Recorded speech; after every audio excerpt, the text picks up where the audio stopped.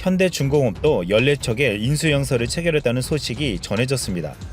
한국의 올해 1월에서 8월까지 누기의 수주 금액은 113억 달러로 중국의 109억 3천 달러를 제치고 세계 1위를 탈환했습니다. 지난 5월 이후 4개월 연속 세계 1위를 차지한 것입니다. 산업부 관계자는 LNG 운반선, 초대형 원유 운반선 등 고부가가치 선종에서 경쟁 우위를 지속하고 있다고 설명했습니다. 한국조선업계는 2011년 이후 지난해까지 7년 연속 연간 선박 수주량 순위에서 중국에 밀려 2인자에 머물렀습니다. 2018년 하반기부터 국내 조선 3사, 현대중공업, 삼성중공업, 대우조선해양은 세계 LNG 운반선 발주량의 96.4%를 수주하는 등 압도적인 기술력으로 글로벌 수주량 1위를 탈환했습니다. 플락슨 리서치에 따르면 8월 한 달간 전 세계 선박 발주량은 33척인데 이 중 한국이 21척을 수주하고 중국은 11척을 수주했습니다. 일본은 단 한 척도 하지 못했습니다. 조선업 고용도 지난해 최저점을 찍었는데 18개월 만에 11만 명대로 늘어났습니다. 삼성중공업은 지난 4일 러시아의 LNG 운반선을 6조에 계약하며 잭팟을 터뜨렸다는 소식까지 들려왔습니다. LNG선은 한국의 조선업계 부활을 이끌 것으로 평가되는 선종입니다. 전문가들은 글로벌 시장에서 치열하게 경쟁해온 일본과 중국 등에 비해서도 높은 경쟁력을 보유하고 있다고 말하고 있습니다. 한국이 조선업을 처음 시작한 것은 1970년대입니다. 현재는 한국이 전 세계 조선업 1위의 위상을 차지하고 있지만 1990년대 중반까지는 일본이 1위였습니다. 일본은 1960년대부터 세계 1위 조선업 국가였는데 1997년 한국이 연간 수주량 1위를 차지하면서 일본이 그 자리를 빼앗겼습니다.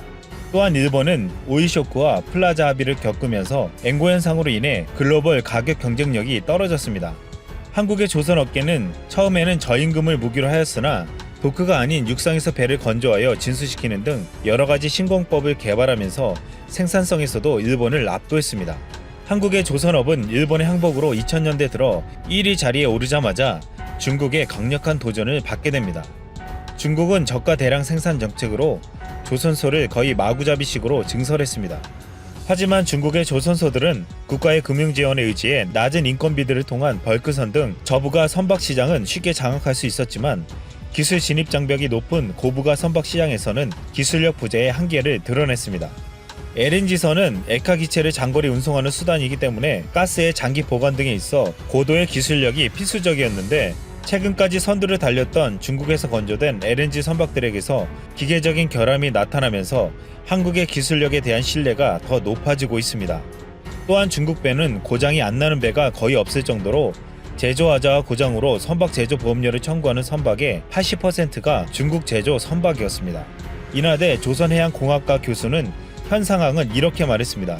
가파른 성장세를 보여온 중국에는 엔지니어들은 많지만 숙련된 고도의 기술력이 부족하고 장기간 조선업 부침 현상을 보인 일본은 조선업계의 유능한 엔지니어 수급이 끊기다시피 한 상황이라며 한국은 숙련된 엔지니어와 예년에 비해 줄긴 했지만 유능한 인재들이 꾸준히 수급되고 있어 희망적이라고 말했습니다.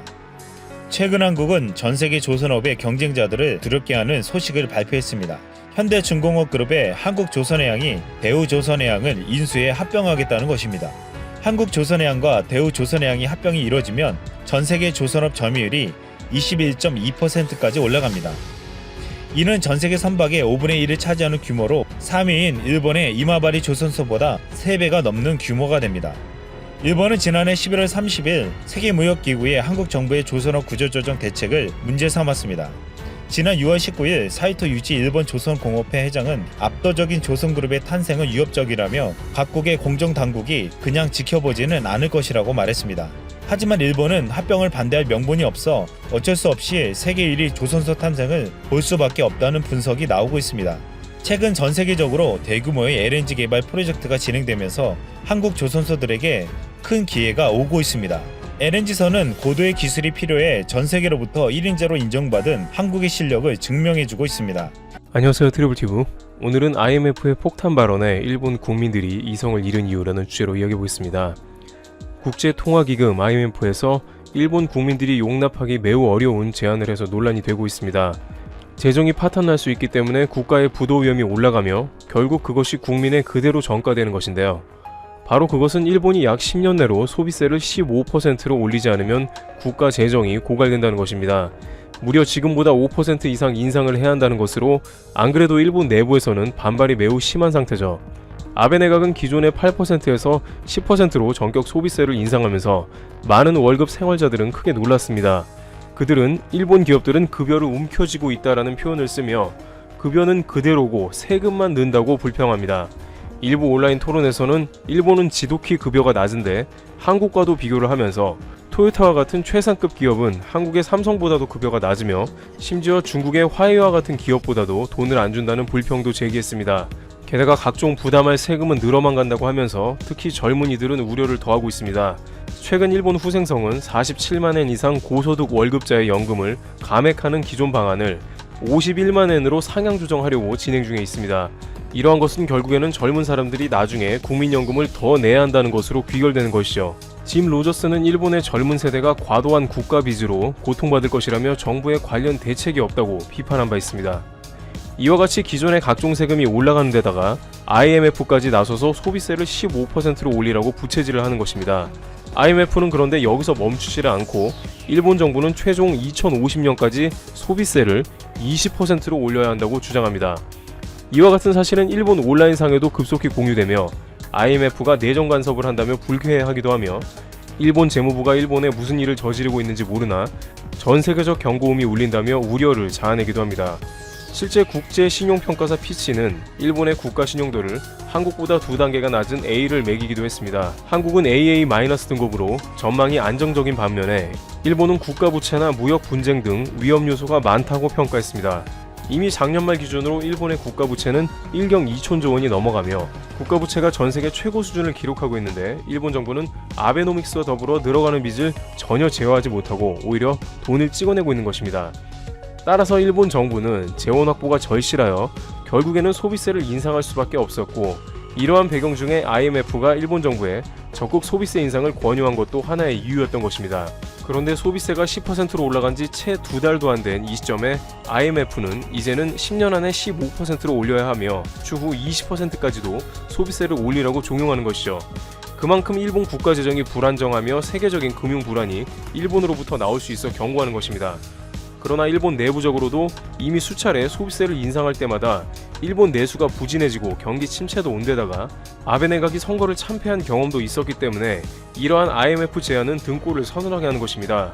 지금껏 아베노믹스를 칭찬하던 일본 경제 매체들조차 이제 그러한 효과에 의문을 제기하며 불안해하는 상황입니다. 계속해서 엔화를 찍어내는 일본 정부에 IMF가 극단의 조치를 주문한 가운데 지금 일본은 역대 최고의 기록을 갱신하면서 C19 사태가 계속 악화되고 있습니다.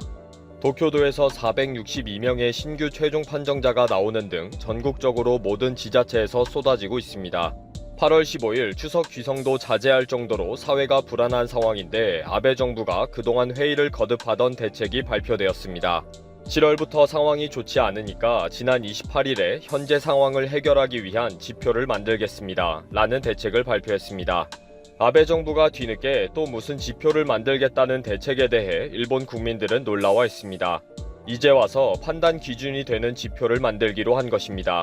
환자 수용이 가능한 병상 수와 중증자 수, 60대 이상 노인 감염자 수 등을 엑셀표로 만들어서 지자체에게 특별히 조심해라 라는 경고를 주기 위한 지표를 만든다는 것입니다. 이 어마무시하게 중요한 결정을 하기 위해 31일 C19 감염증 대책 분과회를 소집해서 논의하기로 했습니다. 그래서 이 기준을 넘어가면 지자체에게 대책 강화를 촉구하기로 했습니다. 이런 말도 안 되는 대책이지만 그래도 지표라도 만든다고 하니 한번 보자는 심정으로 기다렸습니다. 드디어 31일 회의를 시작해서 7일 지표를 발표했습니다. 비상사태를 선언할 수 있는 4단계의 판단 기준은 10만 명당 새로운 C19 최종 판정자가 25명 이상 나올 경우로 했습니다. 이 기준은 4월 비상사태 선언의 기준이었던 5명 이상이었던 것과 비교하면 5배로 팍 올린 것입니다. 일본의 인구를 기준으로 하면 하루에 3,000명가량 신규 확진자가 나와야 한다는 것입니다. 분과회는 4단계를 넘어서면 이론적으로는 비상사태 선언을 할 수 있는 시기라는 뜻이다 라는 식으로 애매모호하게 표현했습니다. 또 분과회는 병실 사용률을 기준으로 하는 3단계는 휴업 요청이나 이벤트 개최의 재검토의 대책을 강구해야 한다 라면서 이 판단은 도도 부연 등 지자체에서 알아서 하면 된다는 의견도 남겼습니다. 당장 도대체 왜 이런 말도 안 되는 지표를 만든다고 국민 세금을 사용했느냐 라는 원성이 높아졌습니다. 그런데 바로 아베 정부에서 본색을 드러냈습니다. 분과회의 발표 후에 니시무라 경제재생상은 지표를 가지고 기계적으로 판단하지 않고 종합적으로 판단한다 라고 주의를 줬습니다. 4단계 기준을 넘었다고 해서 즉시 비상사태 선언을 하지 않고 모든 상황을 보면서 다시 전문가 회의를 열어서 판단을 받을 것이다. 또 이 판단을 보고받은 후에 아베 정부에서 다시 판단을 할 것이다 라고 했습니다. 뭐 복잡합니다. 지표 보고 전문가 회의 열고 판단 결과를 보고받고 또 다시 정부가 판단해야 비상사태 선언을 한다는 거죠. 이러다가 전문가 회의의 결정을 판단할 수 있는 전문가 회의를 계속 열겠다는 식이네요. 결국 본심은 하루에 4,000명이나 8,000명이 나오더라도 비상사태 선언을 꼭 해야 하는 것은 아니라는 거죠. 그럼 종합적인 판단은 누가 하느냐? 아베가 한다는 것입니다. 경제적인 타격이 큰 비상사태 선언의 재발령은 총리 관저의 의향을 반영하는 정치적인 판단이 진짜 기준이라는 거죠. 니시무라는 기계적으로 비상사태 선언을 하는 것은 아니다. 정부가 종합적인 판단을 한다 라고 누누이 강조를 했습니다. 이미 일본에서는 이런 주먹구구식의 대처에 대해 도쿄도 이사회장인 오자키 하루오는 법적 구속력이 있는 휴업 요청을 할 수 있도록 특별조치법의 개정을 요구한다고 기자회견을 한 바 있습니다. 오자키 하루오는 국가가 주도적으로 나서야 하는 절대절명의 때이다.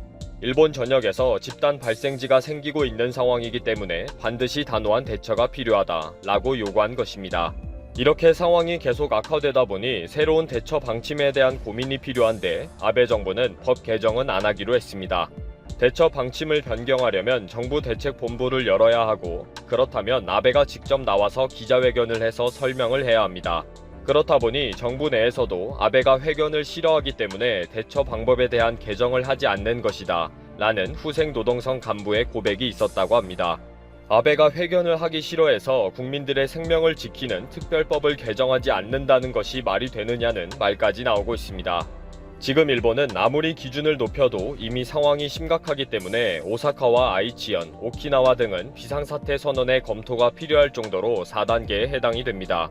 4단계의 기준인 전파 경로를 알 수 없는 비율과 PCR 양성률, 일주일 10만 명당 신규 확진자 등을 다 넘어서 버린 거죠. 그럼에도 불구하고 아베는 아무런 대책도 없다 보니 도부현 등 지자체에서는 각계 전투로 우왕좌왕하고 있습니다. 물론 모든 피해는 일본 국민들이 당하고 있고요. 이렇게 하는 것은 하나도 없고 입만 살아있는 탁상 공론 대책의 끝을 보여주는 아베 정부에게 일본 네티즌들은 분노하고 있습니다. 도대체 그러면 기준은 왜 만드느냐? 이래서는 아무것도 되지도 않는다. 답답하다. 도대체 아베 정부의 강력한 리더십은 무엇이냐? 책임지는 자세는 무엇이냐? 분과회는 책임을 떠넘기고 아베는 도망다니고 정말 창피한 나락볼이다.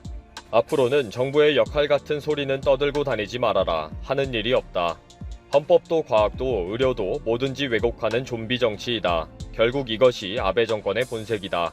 그렇게 경제가 중요하면 경제 지표라도 발표해봐라. 다 죽자는 것이냐. 정말 답답해하는 것이 보이네요. 하지만 저렇게 댓글만 달고 아무것도 안 하는 일본인들도 답답한 것은 똑같은 것 같네요.